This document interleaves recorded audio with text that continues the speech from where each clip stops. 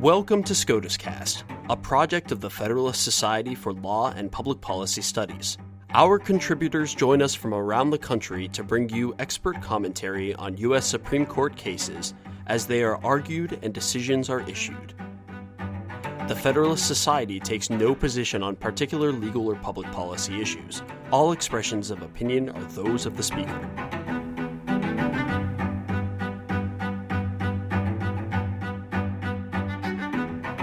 Thank you for joining us for this post-decision episode of SCOTUScast, Warnings, Shootouts, and Qualified Immunity Edition. I'm your host, Bridget Flaherty. On January 9, 2017, the Supreme Court decided White v. Pauly, a petition involving a denial of qualified immunity to law enforcement officers in a civil rights dispute. In October 2011, officers Kevin Truesdale and Michael Mariscal went to the home of Daniel and Samuel Pauly to investigate a complaint made by several drivers that Daniel had been driving erratically that evening.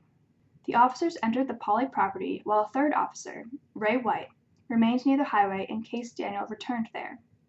Truesdale and Mariscal did not find Daniel's truck, but they did notice lights on in one of two houses on the property. Upon approaching the building covertly, they spotted two men moving around inside, and then requested that Officer White join them. When the Paulys became aware that strangers were present outside, there was a verbal confrontation.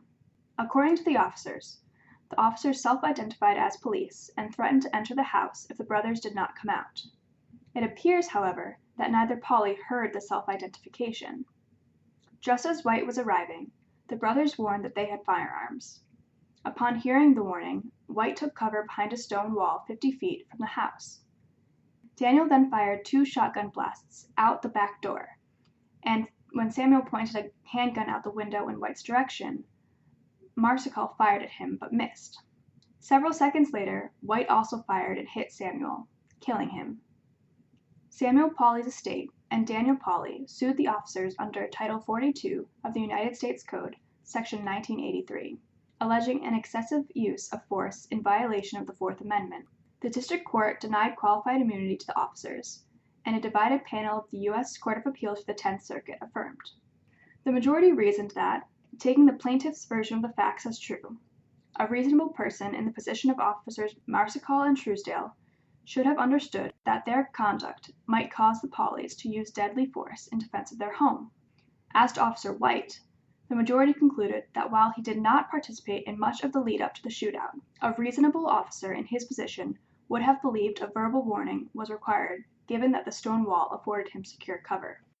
The Supreme Court granted the officers' petition for cert, vacated the judgment of the Tenth Circuit, and remanded the case.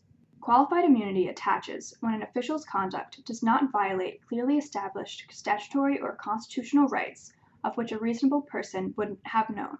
On the record described by the Tenth Circuit, the Supreme Court held Officer White did not violate clear established law, but because the parties disputed whether White actually arrived on the scene several minutes before the shooting started, and should have known that the other officers had not properly identified themselves, the court left this potential alternative ground for affirmance, as well as whether Truesdale and Mariscal were entitled to qualified immunity in light of the Supreme Court's ruling, for further consideration by the Tenth Circuit on remand. Justice Ginsburg issued a concurring opinion. And now, to discuss the case, we have Josh Skinner, of Counsel with Fanning, Harper, Martinson, Brandt, and Kutchin. On January 9, 2017, the United States Supreme Court issued a per curiam decision in White v. Pauly. The court's unanimous per curiam, that is unsigned opinion, explains that the issue being decided by the court was a narrow one. As the court explains, the case addresses a situation of an officer who, having arrived late at an ongoing police action and having witnessed shots being fired by one of several individuals in a house surrounded by other officers, shoots and kills an armed occupant of the house without first giving a warning. The man shot was Samuel Pauly, and his father, on behalf of Samuel's estate, brought suit against the three police officers, Officers Truesdale and Mariscal, the two who were first on the scene, and Officer White, who arrived late and killed Samuel. The estate alleges that they used excessive force in violation of Samuel's Fourth Amendment rights. The Supreme Court, however, did not address whether Samuel's Fourth Amendment rights were violated, but instead decided the case on the doctrine of qualified immunity, holding that Officer White had not violated clearly established law.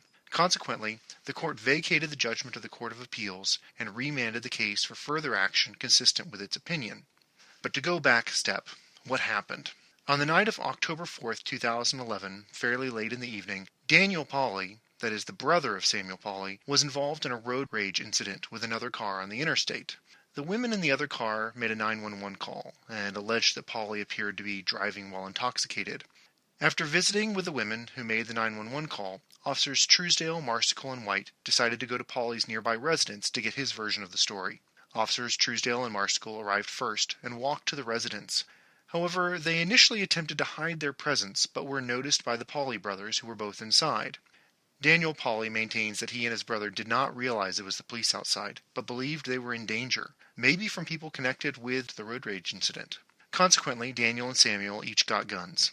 At some point, Officers Truesdale and Mariscal announced that they were police, but it is unclear whether the Paulys heard this, and the officers were otherwise mostly yelling, ordering the Paulys to exit the residence. Officer White arrived, and Officer Truesdale circled around the back of the residence, while Officers Mariscal and White remained in the front. Daniel opened the back door and fired 2 shots, allegedly as warning shots.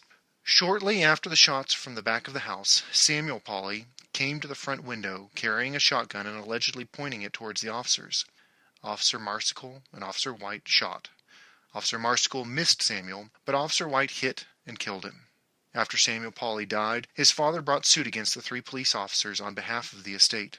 The officers filed motions for summary judgment, as is typical in these sorts of cases, but they were denied by the district court.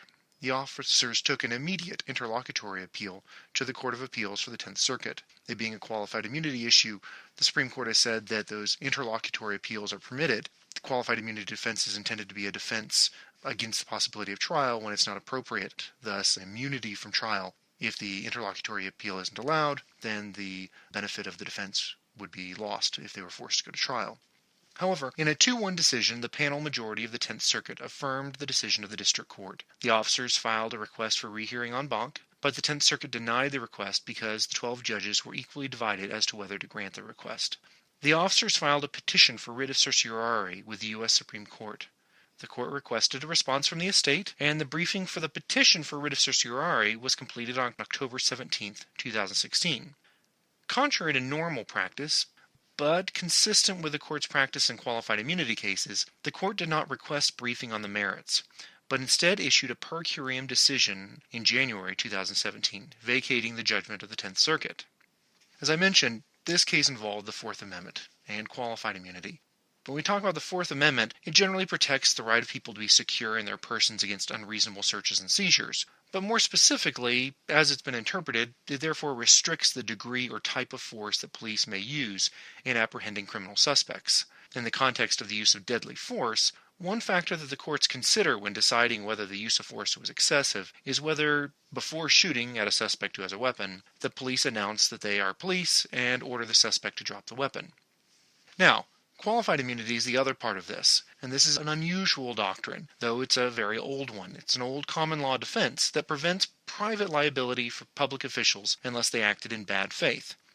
Under the modern qualified immunity doctrine, the question is whether the officer acted with objective good faith, not subjective good faith. Of relevance here, part of that objective good faith is whether the law was clearly established. The Supreme Court, in its most recent formulations of this doctrine, has identified 2 elements, 2 prongs to the qualified immunity defense. First, did the public official violate the plaintiff's constitutional right? And 2, were the public official's actions objectively reasonable in light of clearly established law? Now, this is a defense, and it has to be asserted by the public official. But once it has been asserted, the burden of proof is on the plaintiff, the burden of meeting both of these prongs. The public official is entitled to dismissal if the plaintiff can't meet both of them. In this case, we had a summary reversal, per curiam decision, and the court didn't address whether Officer White had violated Samuel Pauly's Fourth Amendment rights. Instead, the court concluded that the law was not clearly established. In other words, generally speaking, an officer does not violate clearly established law when he or she assumes that prior officers at a crime scene follow the appropriate protocols, such as announcing their presence as police officers and ordering a criminal suspect to drop his or her weapon. Oddly enough, though, while the case the petition for writ of certiorari, was filed by all three officers, the decision only directly addresses Officer White. In the court's per curiam decision and in Justice Ginsburg's concurrence, the court explicitly left open the question of whether Officers Truesdale and Mariscal are entitled to qualified immunity, and even whether there might be facts that would still justify denial of qualified immunity to Officer White. For instance, if he had been on the scene long enough to know if Officers Truesdale and Mariscal had failed to properly announce their presence to the Paulys. Regardless of what ultimately happens to Officers Truesdale, Mariscal, and White, the fact of yet another per curiam decision in favor of qualified immunity emphasizes the Supreme Court's continuing commitment to providing the, quote, breathing space, as the court has put it in other cases, to law enforcement in the fulfillment of their responsibilities.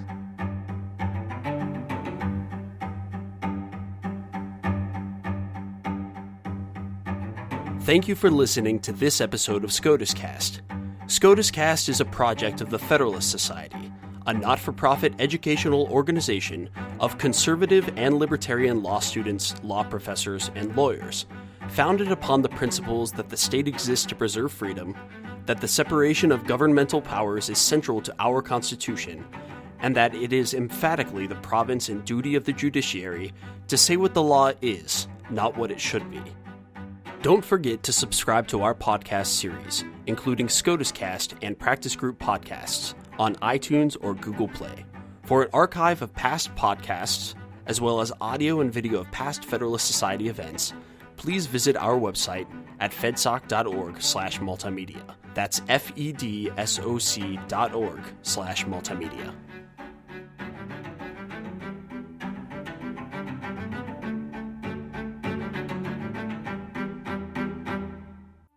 This has been a FedSoc audio production.